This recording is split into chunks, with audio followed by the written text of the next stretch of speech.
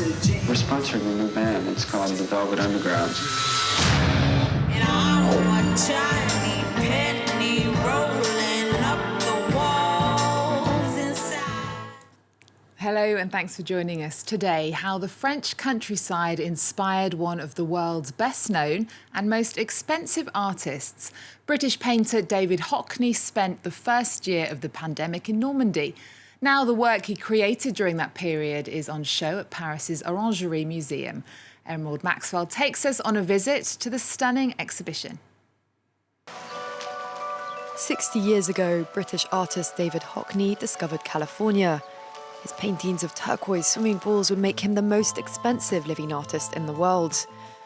But recently he's had a change of scenery, finding refuge in Normandy. Since 2019, the painter has devoted himself to representing the northern French landscape, its colours and textures, and changes in nature.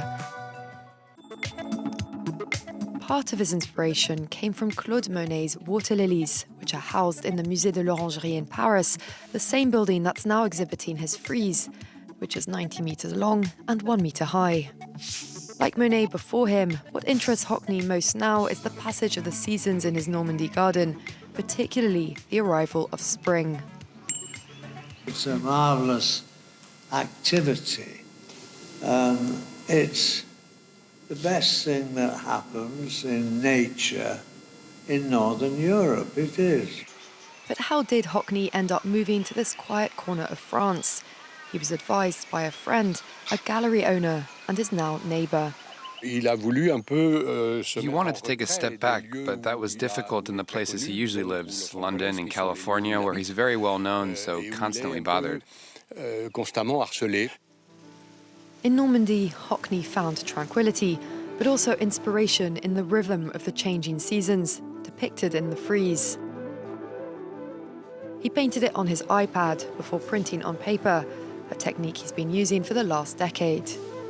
84-year-old Hockney hasn't lost his appetite for creation, and his vibrant use of colours from his swimming pool days remain his wonderful trademark. We're next to a new documentary about one of the most influential music acts of all time. Todd Haynes' film The Velvet Underground tells the story of how Lou Reed, John Cale, Sterling Morrison and Maureen Tucker blew up modern music from 1965 to 1970. The filmmaker's love of rock and pop has always been part of his career, with biopics of Karen Carpenter, David Bowie and Bob Dylan. Olivia Salazar-Winspear sat down with him at the Cannes Film Festival, where the film premiered. Church of music, which never is of land or sea alone, but blooms within the air inside the mind, patterns in motion and action, successions of processionals, moving with majesty of certainty to part the unparted curtains. Todd Haynes, thank you so much for joining us today. Now, your film, The Velvet Underground, comes out almost 60 years after the group of the same name was formed, and I know you're too young to have seen them perform live. So can you tell me about your relationship with the band and how you came to make this film? I first encountered the music of the Velvet Underground in college. And so this was 1980, a good 10 years after the band had broken up. But it was a time when I, had already been listening to many different kinds of music. Bowie, Roxy music, punk rock, Patti Smith, The Clash, all of which owed so much to this band. And so it made tremendous sense to me when I found this music. It identified a root, and it identified an original series of sort of risks and attitudes that leapt out from the norm, even at a time when the norm was being challenged in general.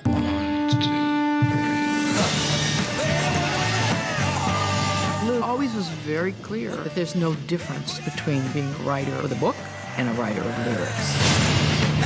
The artist is not with society. He's different.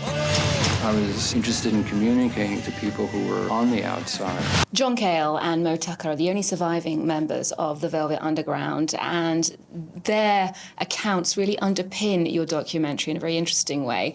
Frontman and guitarist Lou Reed passed away in 2013, and it's quite clear that he was a difficult character, a strong personality. Do you think that someone like Lou Reed would be tolerated or celebrated as an artist today, or perhaps judged by harsher standards, cancelled even?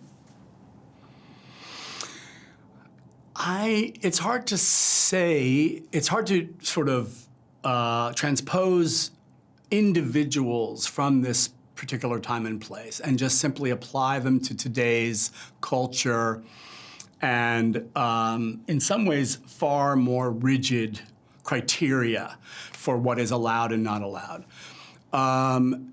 But the process of art making is never an easy one, and is one that we should never presume there's some simple way to avoid conflict and to avoid ambivalence and avoid difficult topics and even conflicts among people. I don't think Lou Reed was a predator. I don't think he abused his sort of, he wasn't abusive sexually to people around him. He was just a tough guy. And that has always been a part, I think, of art making in different realms, you know, different complicated personalities. And in many ways, it's hard to separate it from the work itself and the complexity of the work that it produces. Oh, pardon me, sir, it's furthest from my mind. I'm just looking forward to different in my mind.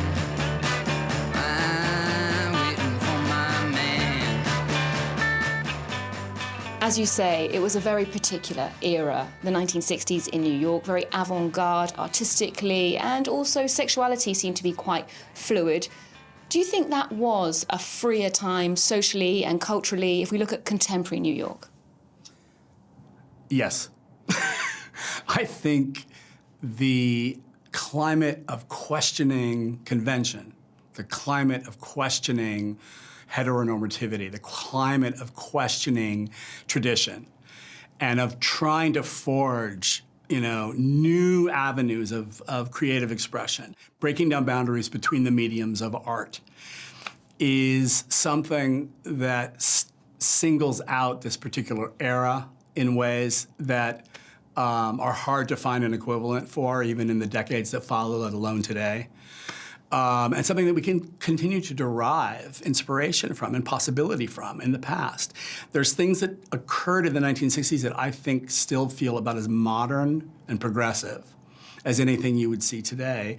And when you look closely at things that you see today, you realize how much they owe to this particular time and place.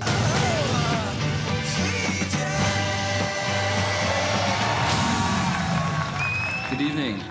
We're your local Velvet Underground. And it looks utterly fascinating. Todd Haynes' documentary, The Velvet Underground, is available on Apple TV+. Next, hundreds of items that belong to the Grammy-winning artist Amy Winehouse are going under the hammer in the United States. The dress she wore for her final concert is among a collection of her clothes, handbags and personal artifacts going on sale at the auction that's expected to raise around $2 million. The proceeds will go to the Amy Winehouse Foundation, which supports vulnerable young adults facing addiction. Nick Rushworth tells us more. She sang Back to Black and Rehab, among other hits. Amy Winehouse was the ultimate tormented soul diva. Her vintage beehive and skimpy dresses made her an icon of fashion and music. More than 800 of her personal effects are up for auction in the United States on the 6th and 7th of November. They are expected to fetch up to $2 million for charity. This is, in fact, the last dress she wore on stage in Belgrade during the summer tour. And then, sadly, she passed away very soon after that. This was designed by her friend, Naomi Parry. So this is really iconic, very highly sought after. Julian's auction house says it could sell for between $15,000 and $20,000. The money will go to the Amy Winehouse Foundation, which supports young adults facing addiction. The British star died of alcohol poisoning at the age of just 27. She often spoke of her personal experiences battling alcohol and drugs. The auction house hopes the sale will highlight another side of her talent.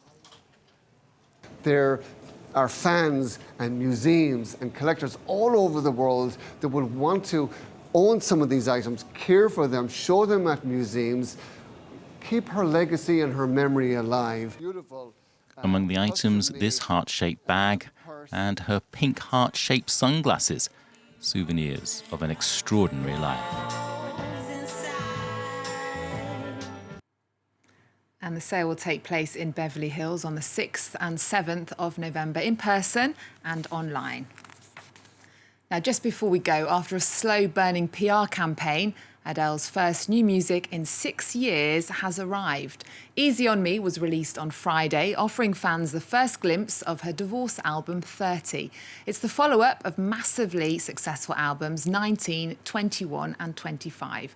Easy on Me sees Adele explaining her decision to walk away from her marriage in 2019 while asking her son and her ex-husband for understanding.